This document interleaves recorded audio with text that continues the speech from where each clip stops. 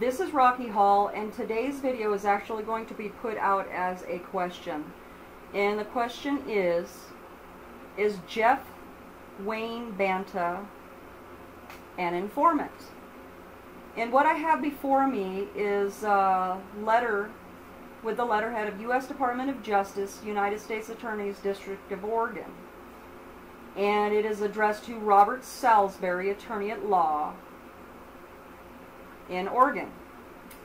Reference: Proffer Agreement of Jeff Wayne Banta, case number 16-Charlie Robert-00051-Bravo Robert 14. That is 16-CR-00051-BR-14. Dear Counsel, your client, the above-named individual, has information that may be of assistance in the investigation and prosecution of others for criminal activity. You indicate that your client is willing to provide truthful and complete information and to cooperate in the investigation of those activities in return for potential concessions from our office. Assuming your client is willing to provide such information, the proffer must be accomplished under the terms set forth in this agreement. Number 1, parties/scope. This agreement is between the United States Attorney's Office, USAO, the above-named individual, and thus does not bind any other federal, state, or local prosecuting, administrative, or regulatory authority. Number 2, purpose. The purpose of your client providing a proffer is to provide the USAO with an opportunity to assist the value, extent, and truthfulness of your client's information about the criminal activities of the client and others. Number 3, information. Your client agrees to provide truthful and complete information with no material misstatements or omissions of fact relating directly or indirectly to any criminal activity. Such proffer includes producing any and all documents, records, writings, tangible objects, or material in your client's possession or control which relate to that criminal activity. Your client will neither attempt to protect any person or entity who has been involved in criminal activity, nor falsely implicate any person or entity in criminal activity. Your client agrees to cooperate with any efforts and requests by the USAO to verify that the information provided is truthful and complete. At the USAO's option, any interview may be tape recorded and or otherwise documented. This is dated February 22nd, 2016. And then I have a second piece of paper that was delivered to me, and this stuff is coming in just like little tiny pieces to me. And what this is, for you guys out there that know, it's a Form 302. Informational chrono, snitch form. There's all kinds of verbiage for what a 302 form is. And this is unclassified Federal Bureau of Investigations. And I'm not going to read the names on here because this is my video and I don't have to. So if that bothers you, then please move on. Jeffrey Wayne Banta, date of birth redacted, 1969, was interviewed at the United States Attorney's Office located 1000 Southwest 3rd Avenue, Suite 600, Portland, Oregon, 97204. Also present during the interview were Assistant United States Attorney Ethan Knight, Federal Bureau of Investigation Special Agent Richard Baltzerson, Baltzersen, Baltzersen, Baltzersen. Special Agent Kathleen Armstrong, Banta's District Attorney Robert Salisbury, and Salisbury's defense investigator. This interview was the continuation of an interview which began on February 23, 2016. After being advised of the identity of the interviewing agents and the nature of the interview, Banta provided the following information. On January 27, 2016, one additional person who had been present at Moyer National Wildlife Refuge left. Banta identified a photo of blah blah as the person who left and stated a woman came to pick him up. Banta did not know who the woman was. She may have come to the Moyer National Wildlife Refuge twice, but Banta didn't remember the sequence of events too well because he was tired at the time they happened. Blah blah may have left sometime after midnight. Blah blah's birthday was redacted. He seemed torn between staying or leaving Moyer National Wildlife Refuge. At one point, second male, parked at the bridge, came down and said first male's parents were asking for him. A man known to Banta as Painter and a second individual known as Fish left, came back about 1 hour later and tried to get the first male to come with them. Fish and Painter left, and a woman believed to be the one who later came and got him stopped and talked to first male for a while before leaving. Special Agent Baltzersen played several videos for Banta. In the first video, Banta identified the first individual to be shown as male number 3 as the person who came and took the Andersons' dogs. He was a big guy who was always falling asleep. Banta saw male subject number 3 at militia meetings. He had a truck that may have had a camper shell on it. Male number 3 got mad at the remaining 4 individuals. Agent note Banta, Sean Anderson, Sandy Anderson, and David Fry. When they wanted to take a Bureau of Land Management, a BLM truck to collect firewood and not male person number 3's truck. Banta heard male person number 3 talk to someone on the phone and believed it was his wife. He got mad at the remaining 4, realizing the situation was caving in and wanted to get out. They end. Yes, I did leave names out. And this investigation was done on February 26, 2016 in Portland, Oregon. So, the question being, is Jeff Banta a snitch? I do not have the audio at this time. It was not sent to me. Like I said, this stuff has shown up at my doorstep and has been delivered to me piecemeal, one piece at a time. I guess they're wondering what I'll do with it, and this is what I'm doing with it.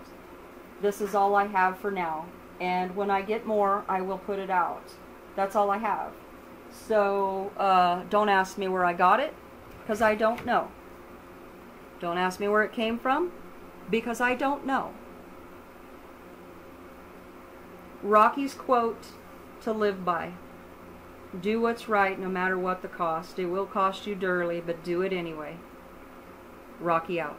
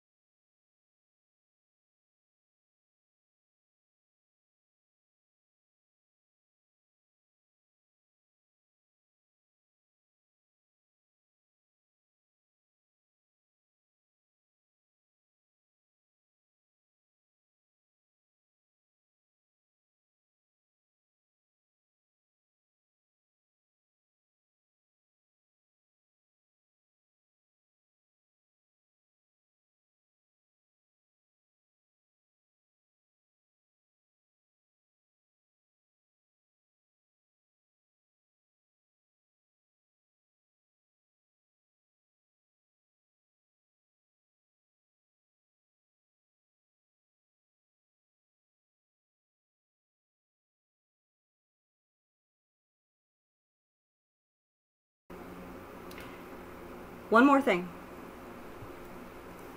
Motto I live by. Do what's right no matter the cost. It will cost you dearly, but do it anyway. Rocky out.